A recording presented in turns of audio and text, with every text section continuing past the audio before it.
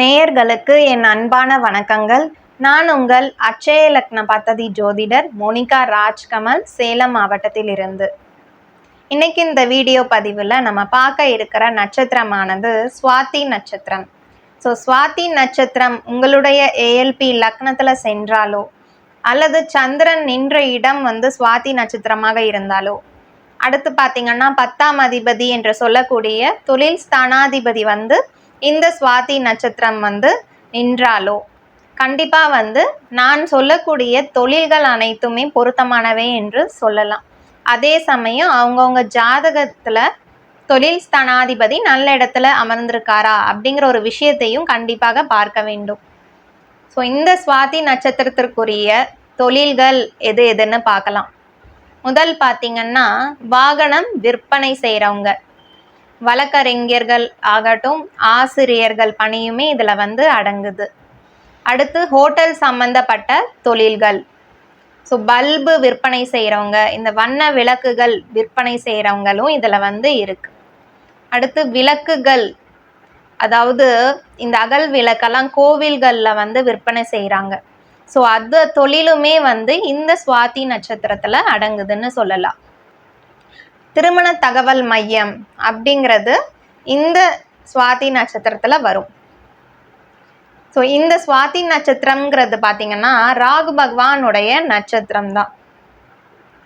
அடுத்து வீட்டில் வேலை செய்கிற அந்த பணியாளர்கள் என்று சொல்லக்கூடியவர்களும் இந்த சுவாதி நட்சத்திரத்தில் வராங்க.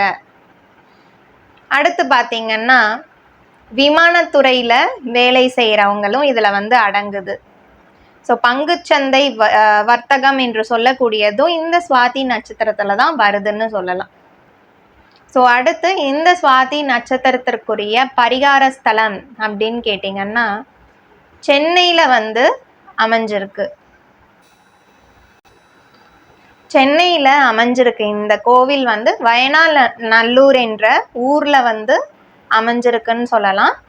இந்த கோவிலில் என்ன விசேஷம்னா, சுவாதி நட்சத்திரத்தை அன்று போய் வழிபட்டுட்டு வந்தீங்கன்னா கண்டிப்பாக உங்களுக்கு இருக்கிற தொழில் சம்பந்தப்பட்ட தடைகள் ஆகட்டும் அது எல்லாமே நிவர்த்தி ஆகக்கூடும்னு சொல்லலாம்.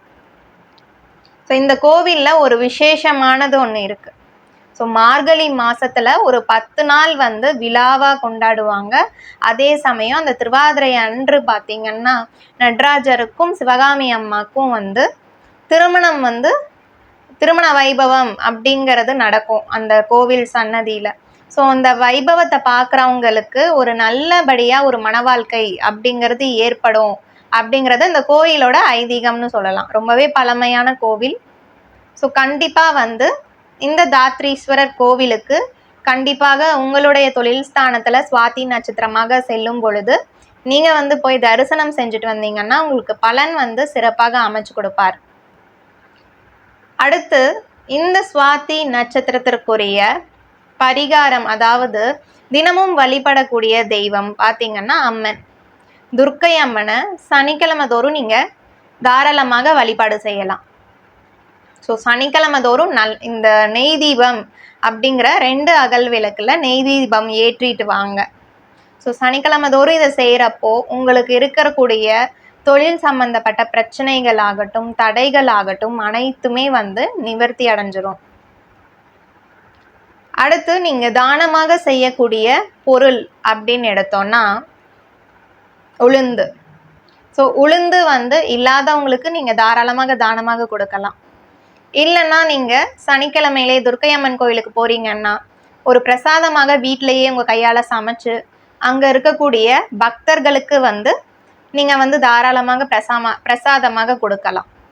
உளுந்து நாள் என்னென்ன பிரசாதம்ன்றது செய்ய முடியுமோ அதை எடுத்துகிட்டு போங்க, உங்களால் முடிஞ்ச அளவுக்கு கொடுங்க. ஏஎல்பி முறையில் பார்த்தீங்கன்னா உங்களுடைய லக்னத்திலையோ இல்லை தொழில் ஸ்தானத்திலையோ இந்த சுவாதி நட்சத்திரம் போச்சுன்னா கண்டிப்பாக நீங்கள் உங்களுடைய ஜாதகத்தை ஒரு ஜாதகர்கிட்ட கொடுத்து நீங்கள் ஆய்வு செஞ்ச அப்புறம் தொழில் ஆரம்பிக்கிறது ரொம்ப சிறப்பாகவே இருக்கும். அட்சய லக்ன பத்ததி முறையில் ஆன்லைன் கன்சல்டேஷனும் பார்த்துட்ருக்கேன். நேரடியாகவும் பார்த்துட்ருக்கவங்களும் இருக்காங்க. உங்களுக்கு வந்து ஜாதகம் பார்க்கணும்னு நினச்சிங்கன்னா ஸ்க்ரீனில் இருக்க என்னோட காண்டாக்ட் நம்பருக்கு கால் பண்ணி நீங்கள் டீட்டெயில்ஸ் கேட்டுக்கோங்க. தகுந்த கட்டணம் செலுத்திவிட்டு நீங்கள் அப்பாயின்மெண்ட் வாங்கிட்டு நீங்கள் தாராளமாக ஜாதகம் பார்க்கலாம். நன்றி, வணக்கம்.